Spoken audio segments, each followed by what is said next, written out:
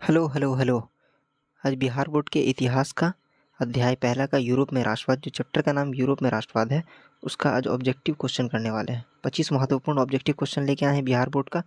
और आपको जो एग्ज़ाम होगा, मैट्रिक का बोर्ड एग्ज़ाम होगा, इसी से आपको प्रश्न फंसेगा, एकदम गारंटी है। चलिए स्टार्ट करते हैं पहले प्रश्न से। पहला प्रश्न है, यूरोप का मरीज किसे कहा जाता है?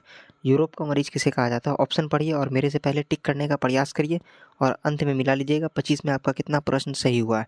पहला ऑप्शन है जर्मनी, दूसरा ऑप्शन है रूस, तीसरा ऑप्शन है तुर्की और चौथा ऑप्शन है फ्रांस। तो इसका सही ऑप्शन क्या हो जाएगा? तुर्की, यानी ऑप्शन नंबर सी सही हो जाएगा। नेक्स्ट चलते हैं क्वेश्चन नंबर 2 की तरफ। दूसरा प्रश्न है, रक्त और लोहा नीति किसने अपनाई?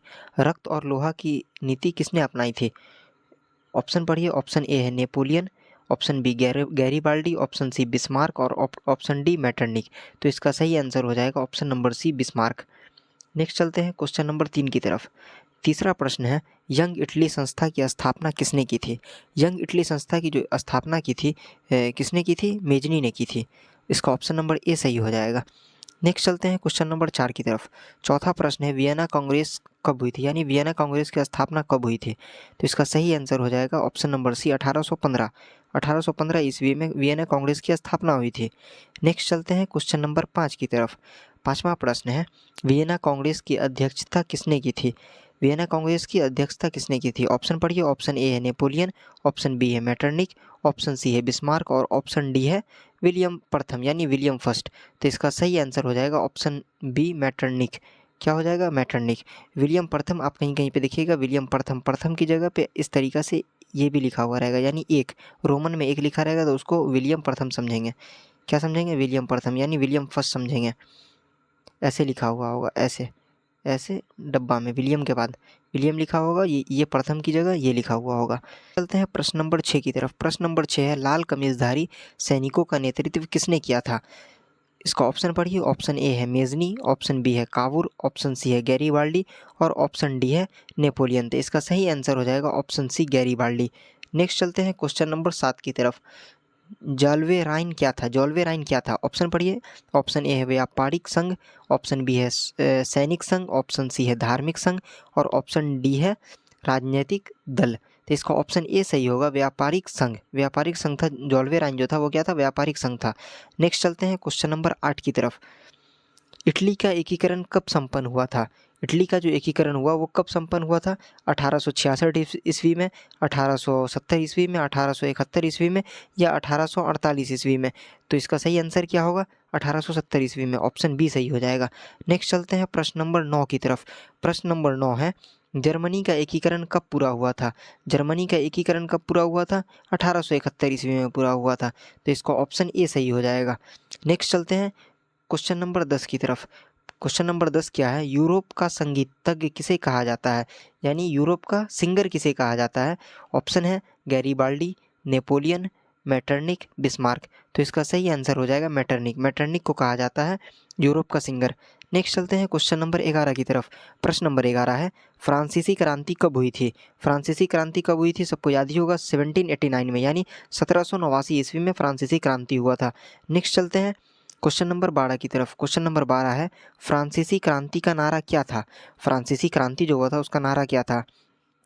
ऑप्शन ए है सेवा, त्याग, बलिदान, ऑप्शन बी है स्वतंत्रता, समानता, भ्रातृत्व और ऑप्शन सी है देशभक्ति, साहस, सम्मान और ऑप्शन डी है धर्म, नीति, सत्य। तो इसका सही ऑप्शन हो जाएगा ऑप्शन बी, स्वतंत्रता, समानता और भ्रातृत्व था फ्रांसीसी क्रांति का नारा। नेक्स्ट चलते हैं क्वेश्चन नंबर 13 की तरफ। यूरोप में राष्ट्रवाद की भावना किस क्रांति से प्रेरित थी? यूरोप में जो राष्ट्रवाद की भावना थी वो कौन सी क्रांति से प्रेरित थी? ऑप्शन इसका पढ़िए। ऑप्शन ए है फ्रांसीसी क्रांति, ऑप्शन बी है रूसी क्रांति, ऑप्शन सी है औद्योगिक क्रांति और ऑप्शन डी है अमेरिकी क्रांति। तो इसका सही आंसर हो जाएगा फ्रांसीसी क्रांति। ऑप्शन नंबर ए सही हो जाएगा। नेक्स्ट चलते हैं क्वेश्चन नंबर 14 की तरफ। 14 है, रक्त और लौह नीति का संबंध किस देश से था? रक्त और लौह नीति का संबंध कौन से देश से था? तो इसका सही आंसर हो जाएगा जर्मनी। किससे था? जर्मनी से था। फ्रांस से नहीं था, इटली से नहीं था, रूस से नहीं था, किससे था? जर्मनी से था। नेक्स्ट चलते हैं क्वेश्चन नंबर 15 की तरफ। इटली के एकीकरण का श्रेय किसे दिया जाता है? इटली का जो एकीकरण हुआ था उसका श्रेय किसे दिया जाता है? कावूर को दिया जाता है। इसका ऑप्शन बी सही हो जाएगा। किसे दिया जाता है? कावूर को दिया जाता है। नेक्स्ट चलते हैं क्वेश्चन नंबर 16 की तरफ। क्वेश्चन नंबर 16 पढ़िए। 16 क्या है? नेपोलियन संहिता कब लागू हुई थी? नेपोलियन संहिता कब लागू की गई थी? तो इसका ऑप्शन पढ़िए। ऑप्शन ए है 1789, ऑप्शन बी है 1791, ऑप्शन सी है 1804 और ऑप्शन डी है 1815। तो इसका सही आंसर हो जाएगा 1804, यानी 1804, यानी ऑप्शन सी सही हो जाएगा। ऑप्शन सी सही हो जाएगा। नेक्स्ट चलते हैं क्वेश्चन नंबर 17 की तरफ। क्वेश्चन नंबर 17 है, जर्मनी का पहला सम्राट कौन था? जर्मनी का पहला सम्राट कौन था? विलियम प्रथम। बिल्कुल, ऑप्शन ए ही इसका सही हो जाएगा, विलियम प्रथम। नेक्स्ट चलते हैं क्वेश्चन नंबर 18 की तरफ। प्रश्न नंबर 18 क्या है? यूरोप की जननी किस देश को कहा जाता है? यूरोप की जननी कौन से देश को कहा जाता है? ऑप्शन ए है फ्रांस, ऑप्शन बी है यूनान, ऑप्शन सी है इटली और ऑप्शन डी है जर्मनी। तो किसे कहा जाता है? यूनान को कहा जाता है। ऑप्शन बी सही हो जाएगा। नेक्स्ट चलते हैं क्वेश्चन नंबर 19 की तरफ। क्वेश्चन नंबर 19 है, यूनान ने स्वतंत्रता किससे प्राप्त की थी? यूनान की स्वतंत्रता, यूनान जो स्वतंत्रता प्राप्त की थी वो किससे प्राप्त की थी?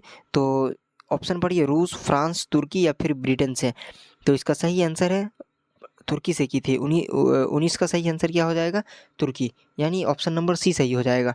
प्रश्न देखते हैं। अगला प्रश्न है क्वेश्चन नंबर 20, 1848 की क्रांति कहाँ हुई थी? तो 1848 की क्रांति कहाँ हुई थी? ऑप्शन पढ़िए। ऑप्शन ए है जर्मनी, ऑप्शन बी है फ्रांस और ऑप्शन सी है इटली, ऑप्शन डी है रूस। तो इसका सही ऑप्शन हो जाएगा ऑप्शन बी, यानी फ्रांस में हुई थी। कहाँ हुई थी? फ्रांस में हुई थी। अगला प्रश्न देखते हैं। प्रश्न नंबर 21, जारशाही किस देश में थी? जारशाही किस देश में थी? Option A Italy, option B Germany, option C France और ऑप्शन डी रूस। कहाँ थी? रूस में थी। इसका सही आंसर हो जाएगा ऑप्शन डी। नेक्स्ट चलते हैं क्वेश्चन नंबर 22 की तरफ। क्वेश्चन नंबर 22 क्या है? फ्रांसीसी क्रांति की प्रमुख उपज क्या थी? फ्रांसीसी क्रांति जो हुई थी उसकी प्रमुख उपज क्या थी? ऑप्शन ए है साम्राज्यवाद, ऑप्शन बी है समाजवाद, ऑप्शन सी है राष्ट्रवाद और ऑप्शन डी है सामंतवाद। तो ऑप्शन सी सही हो जाएगा, राष्ट्रवाद। फ्रांसीसी क्रांति की प्रमुख उपज राष्ट्रवाद थी। नेक्स्ट चलते हैं क्वेश्चन नंबर 23 की तरफ। 23 क्या है? जर्मनी का एकीकरण किसने किया था? जर्मनी का एकीकरण किसने किया था? ऑप्शन है विलियम फर्स्ट, यानी विलियम प्रथम, मैटरनिक, बिस्मार्क, नेपोलियन। तो इसका सही आंसर हो जाएगा option number C, Bismarck. Next चलते हैं क्वेश्चन नंबर 24 की तरफ। क्वेश्चन नंबर 24 है, इटालवी राष्ट्रवाद का जनक किसे कहा जाता है? इतालवी लिखने में मिस्टेक हो गया, इटालवी होगा। इटालवी राष्ट्रवाद का जनक किसे कहा गया है? तो इसका ऑप्शन पढ़िए, मेजनी, कावूर, गैरीबाल्डी या नेपोलियन। तो इसका सही आंसर हो जाएगा मेजनी। किसे? मेजनी। इटालवी राष्ट्रवाद का जनक मेजनी को कहा गया है। नेक्स्ट चलते हैं क्वेश्चन नंबर 25 की तरफ और अंतिम प्रश्न है, सेडान का युद्ध किसके बीच हुआ था? ऑप्शन ए है इटली और फ्रांस के बीच और ऑप्शन बी है फ्रांस और पर्शिया के बीच, ऑप्शन सी है जर्मनी और रूस के बीच और ऑप्शन डी है इंग्लैंड और इटली के बीच। तो इसका सही आंसर है ऑप्शन बी, फ्रांस और पर्शिया के बीच हुआ था। सेडान का युद्ध फ्रांस और पर्शिया के बीच हुआ था। आप अपना मिला लीजिएगा, आपका 25 में कितना सही है। और इसी में से बहुत सारा प्रश्न आपको बोर्ड एग्ज़ाम, मैट्रिक के बोर्ड एग्ज़ाम में फंसेगा, इस चीज़ की एकदम गारंटी है।